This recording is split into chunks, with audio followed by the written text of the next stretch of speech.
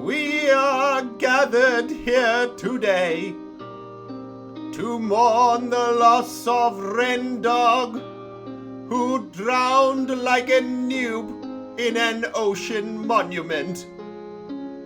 Here today we are also resting in peace Terra, Fang, Rambo, Claw, and Paw. May your souls rest in pieces.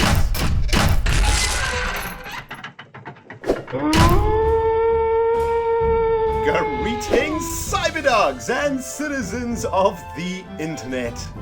This is RENDOG coming at you from the Season 4 graveyard in this Let's Play Minecraft Survival series. In the previous episode, I foolishly ventured into an ocean monument and I drowned like a noob. And we are back in the mole hole, guys, and unfortunately we have lost everything. I don't know what to tell you, my friends. I did my absolute freaking best to try and salvage our loot from the bottom of that ocean temple. And unfortunately, I wasn't able to get there. I spent at least a couple of hours trying to dig underneath the temple to get back to where we may have dropped our loot. And I read a ton of the comments on the previous video, and you guys told me that it was all because of a mob called a Guardian. And what a Guardian does, the Guardian is like the boss of the freaking ocean temple, man. And what he does is he puts something called mining fatigue on you. And when you get mining fatigue, you are not doing any more mining for 5 freaking minutes. And as soon as that mining fatigue runs out, he freaking enchants you again, man. So it's basically impossible to break into an ocean temple without proper gear and probably a whole bunch of potions also. So like regeneration potions and all of that sort of jazz. Some of you guys also told me about this thing called a sponge. And what a sponge does is it actually soaks up water. It's kind of like a bucket on crack is one way that I would describe it. And basically the way that we should have approached that ocean temple was with a butt ton of sponges. And then the idea would be that you would suck up all of the water around the ocean temple and within the ocean temple too. And then that would allow you to get access into the ocean temple. Some of you guys also told me that you can actually catch the Guardians using a fishing rod. So that's pretty sweet. Now, unfortunately, I went into that adventure not doing my freaking research. I mean, that's nothing new to the RENDOG channel. I mean, let's face it, people. I've noobed out hard in this series. And that's probably my biggest noob out ever. At least we still have our ender chest over here. Yeah, that was a pretty bad noob out, but we've learned a valuable lesson, right? We have learned, do not go anywhere near ocean temples without full-on end-game gear. And I mean, that's basically all I've got to say, guys. I'm not gonna lie, I am devastated right now. I mean, I'm properly distraught. We lost all of our freaking loot, man. Everything. All of the amazing enchanted loot that we have gathered over these 3 seasons of Minecraft are gone, dudes. I mean, they are gone forever. And whew, it hurts my soul, man. Because damn, did I love those weapons, and did I love the armor set of the dog, man. It's just like, it feels almost like the end of a freaking era up in here, man. You know? That loot has been with us through thick and freaking thin. I mean, we have been through the roughest of times in this Minecraft series with all of my loot. But, guys, with all that being said, man, we need to look positively at this situation, right? We need to find a silver lining to this butthole of a cloud. And I've been thinking about it for the last couple of days. Started playing Feed the Beast again. I was like, man, I'm devastated about losing my gear. I need to take my mind off this pain. And I started playing Feed the Beast again. Go check it out, guys. For those of you guys who haven't watched it yet, go check it out, man. It's pretty sweet. But I've been playing some Feed the Beast and I've been playing some Hearthstone too. And I was trying to pull out like some positives from this situation. And I kind of figured that there are some positives to this whole thing. We're back in the mall over here, guys, and I think what I'm going to do is just carry on working on the Walmart Bazaar. I mean, it's doing pretty well, right? It's looking pretty sweet. And I just want to carry on working on this thing and try and finish it off within the next couple of episodes. But I was thinking that this whole disaster that has occurred to me in my Minecraft world is actually quite similar to something that happened to me in my real life. And I know that some of you guys are going to be like, dang, Dog, you are such a freaking nerd, man. But I'll take that. I am a nerd, yes, I admit it. But something happened to me in my life that is quite similar to what just happened to us now. And I'm going to tell you guys about it. When I finished university, I moved to a city called Cape Town in South Africa. Maybe some of you guys know about Cape Town, man. It's a really sweet city. Right on the very tip of the African continent. I mean, it is way, way, way at the end of Africa, right at the bottom of the southern hemisphere. And it is an absolutely beautiful city. And I lived there for a couple of years after I finished university. But when I first finished university, I had three options facing me, right? And I remember having this chat with my mum and dad. We were sitting outside on our patio after dinner, and I was like, Mum, I want to do something sweet with my life. I want to travel. I want to see the world. I want to do something awesome. And my mum said to me, okay, well, you know, we can help you out with that. Like, we're quite keen for you to see the world and to explore different things and to experience different things in the world. What are you thinking? And I think she was probably thinking like, oh, I want to go on a gap year and travel all around the world and go to Thailand and Japan and Australia and America. And I was like, I want to go to Cape Town, which is about it's about 1,000 miles from Johannesburg, where I was living with my parents. So it wasn't exactly going on a massive adventure, but I did want to go to a completely different city and start a completely different life. Remember, guys, I was only like, I was only like 20 or 21. I was still really young. By the way, what I'm going to do in this episode, guys, is start excavating a room inside of this mountain over here. I've got some really, really cool ideas from you guys for what we could do with this space over here. And what I want to do is just like dig out a nice big square back here, and then we can sort of work out what we're going to do with it. But that evening, that very warm summer's evening with my mama dog on my patio, with a thunder shower, rainstorm just coming to an end, I decided that I wanted to move to Cape Town and I wanted to start a new life there. And a whole bunch of my friends from university were also going to move there. So I thought, you know what? This is just a perfect opportunity to start again, to begin fresh, you know, to start anew, man. A new beginning, as we are all very familiar with in the Cyberdog Nation, man. And that's exactly what I did. I planned it, and within 2 weeks or so, I was on my way to Cape Town, driving in my little car about 1,000 miles across the country to start my new life in a brand new city. And I had just finished university, so the first thing on my mind was to try and find a job.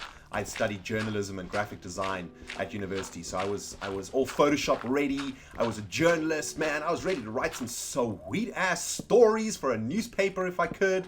Man, I got tons of stories to tell you about that. But one of the things that my mum helped me out with when I moved to Cape Town was some furniture. And what my mama dog said to me was, you know, over my life, I've accumulated quite a lot of furniture from all the different places that I've lived. And my mama dog moved around quite a lot. In her adult life, she probably lived in like 5 or 6 different houses, and different cities also. And each different city and each different house meant that she accumulated a whole bunch of new jazz. And all of the big stuff, like the couches and the fridges and all that jazz that she used to get for herself, she would take with her to the next place. And eventually, when we were living in Johannesburg, we had quite a big house there, and there was quite a lot of surplus furniture and whatnot there. And my mama dog, man, she was amazing. Give me 1 second while I sip on this tasty ass beverage. Caffeine straight to the head, goo. That is what I'm talking about. But anyway, my mum and dog had quite a lot of stuff, and she said to me, you know what, why don't you take this furniture with you to Cape Town to start your new life? Find yourself an apartment, and then you can put all of this, you can have everything you need, and you can save a bit of money. You don't have to spend a load of cash on like buying new fridges and new couches and that sort of stuff. And my mum and dog gave me, if I can recall correctly, she gave me 2 couches, a fridge, a microwave, a washing machine. Yeah, she gave me a washing machine, a bed, and that was and a desk, like a computer desk, right? Because obviously I needed a desk for my computer. I had a computer back then, guys, and man, it was sweet. Used to play like Command and Conquer and Duke Nukem on that bad boy, man. It was awesome. Anyway, I went down to Cape Town in my car, and my parents put all of this jazz into a truck and sent it down to me. Now, there was one item of furniture that I was desperate for. And when we were packing the truck, I remember going up to my mum and I was like, Mum, there's actually one piece of furniture that I would really love to take with me if you would be willing to part with it. And this was a TV cabinet that my mum had. And this was a TV cabinet that I can remember from when I was probably like 5 years old, right? This TV cabinet had been with my mum like through all the different traveling that she had done, all the different cities she'd moved to. She'd taken this TV cabinet with her. And the reason that I really loved this freaking TV cabinet was that it was probably the very first thing upon which I played one of my very first computer game experiences, right? Because when my brother and I got our very first like Nintendo, the TV that we played that Nintendo on was in this TV cabinet. And as a kid, it's like one of my most vivid memories is this TV cabinet. It was so freaking sweet, man. It had like glass doors that you would open up to reveal the TV. It had like these awesome drawers underneath the TV and these shelves on the side of the TV to store all of your games and your VHS videos, because that's what we rocked back in those days, man. And it was just badass. It was just a sweet ass TV cabinet. And in Johannesburg, in the house that I was living in with my mum in Johannesburg, this is actually the wrong color over here. I think I'm gonna change this color. This TV cabinet had found its way into the garage, right? It wasn't being used anywhere.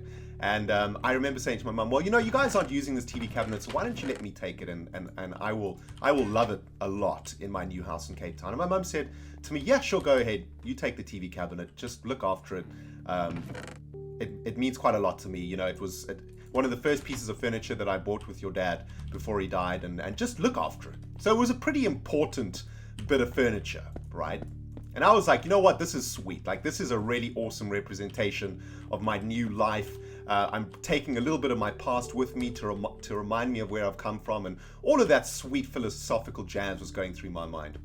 And that TV cabinet got onto a truck, and it was delivered to me across the country on the back of a truck. And it came about 2 weeks later after I'd moved to Cape Town. It took me a couple of weeks to find a place to live, and I moved into an apartment with one of my best friends. And I started working in a bar, in a pool bar. I actually had 2 jobs in Cape Town. I worked in a pool bar in the night, and I worked in an internet cafe in the day. And I know that sounds crazy, and it was pretty hard work, but all I really did at the internet cafe, to be honest with you, was just play like Dota and StarCraft. So that was actually a pretty sweet job. I was getting paid to play games, and every now and then, like take an order and like look after someone, get someone coffee in the internet cafe. It's a pretty sweet job. Anyway, 2 weeks later, after I moved into this apartment in Cape Town, my prize cabinet arrived on the back of that truck, man. And I was so freaking excited. I couldn't believe at first I thought that it wasn't gonna make it. It's South Africa, man. It's a pretty crazy place. I thought that maybe someone would steal it on the way down. There would be an accident. It would never get to my apartment.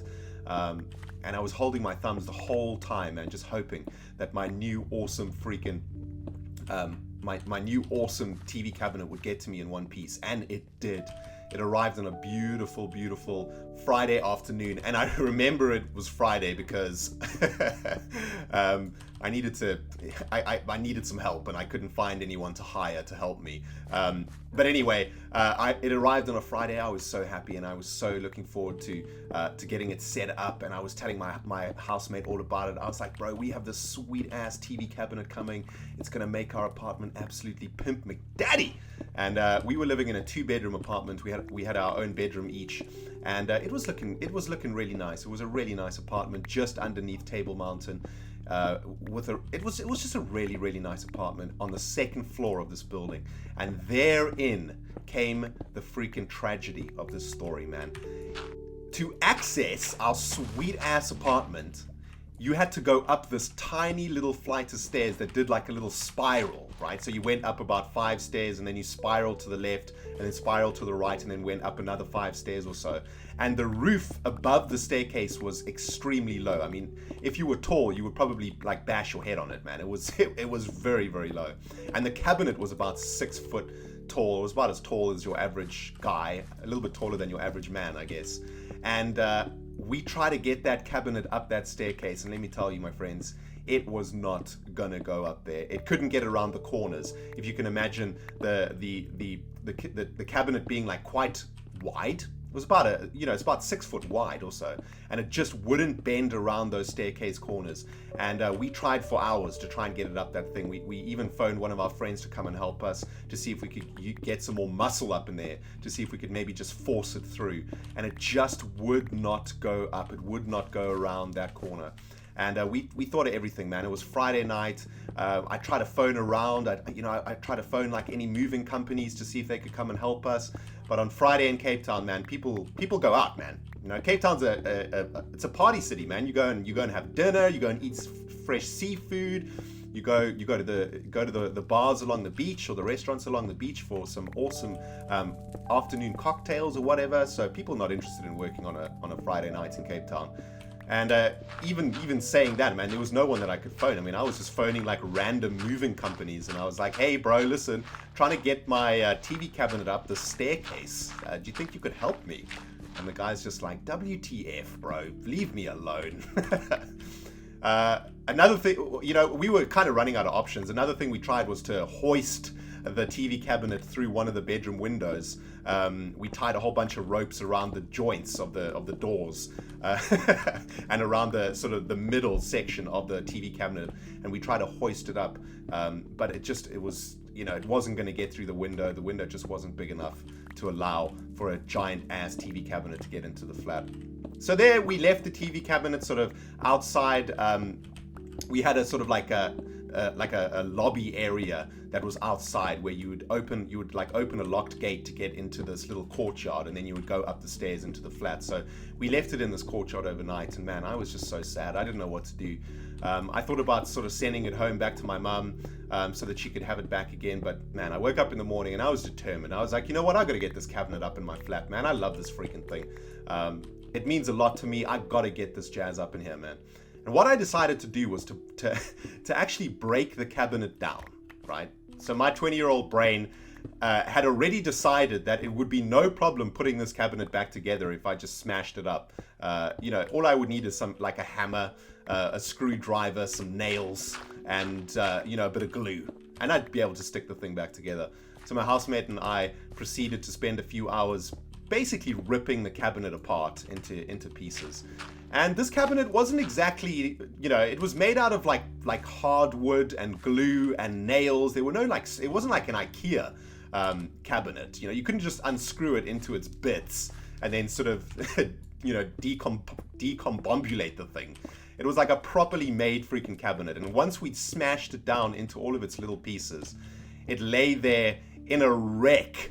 Its corpse scattered all over our freaking courtyard. And I remember my housemate looking at me, and he was just like, bro, you're never going to get this thing back together. But I was determined, man, and we carried the corpse of that cabinet up into our flat and stuck it in my room. I stuck it into the corner of my room, and I was just determined to try and put it back together. And the next day, I was trying to look online for information about how to build cabinets, what sort of tools I would need, any advice from carpenters and whatnot. And the following weekend, I tried to rebuild that cabinet, and let me tell you guys, it just wasn't possible. Oh, hello. I've broken into something over here.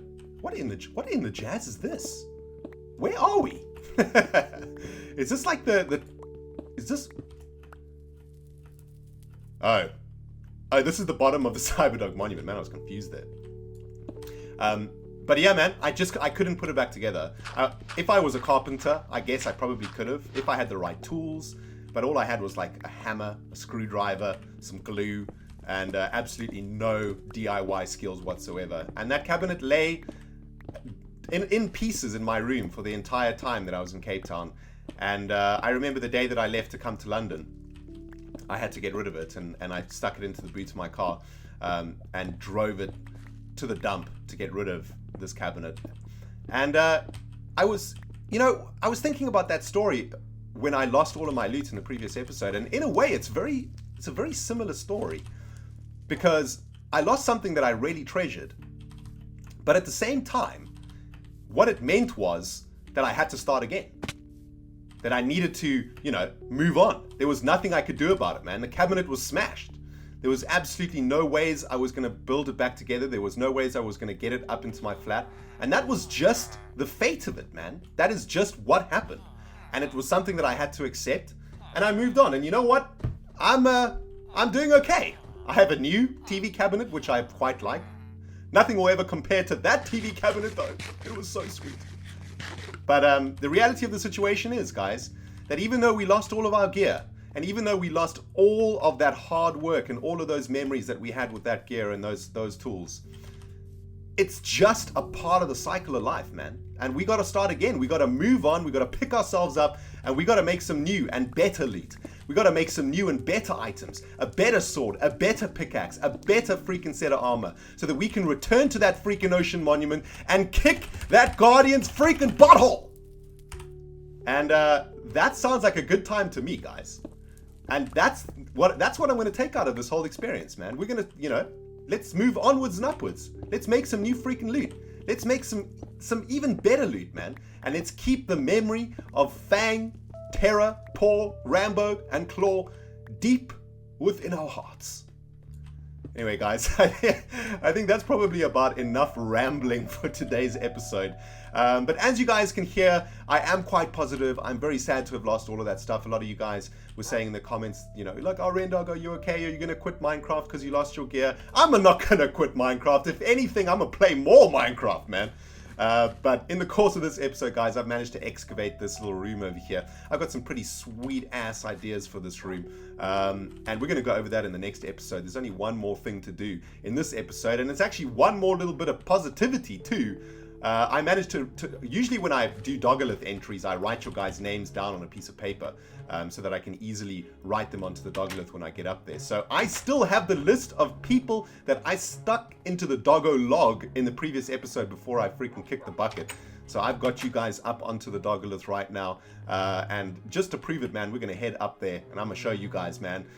You guys have not been forgotten. You have not melted into the depths of the ocean. You have been added to the Dogolith where you freaking belong. And man, I'm stoked to be back, guys. And for those of you guys who need to get into the Cyberdog Monument, hold fast, guys. Episode 10 is going to be Cyberdog Monument episode. I'm going to do Cyberdog Monument entries every 10th episode, man. You're going to get your asses into the Pokemon ball. But anyway, guys, as you can see, if we go up to the top, there you guys are from the previous episode. Jake, Gabriel, Cody, Chicken Man, Anthony, Cause I Can, MRT, and CS Benz 98. Welcome to the Dogolith, my friends. Anyway, guys, thank you so much for watching this episode, man. I really do hope you have enjoyed it. And for those of you guys who are sad about us losing our gear, I am sad too, guys. But you know what? We need to move on. We need to press forward, and we need to make some new freaking gear. And before all of that happens, we need to finish the Walmart Bazaar. We're going to be doing that in the next couple of episodes, guys. Thank you so much for watching. This has been Rendiggity playing Minecraft Survival. First new episode of 2015, and damn does it feel good. We will see you in the next episode, my friends. Goodbye.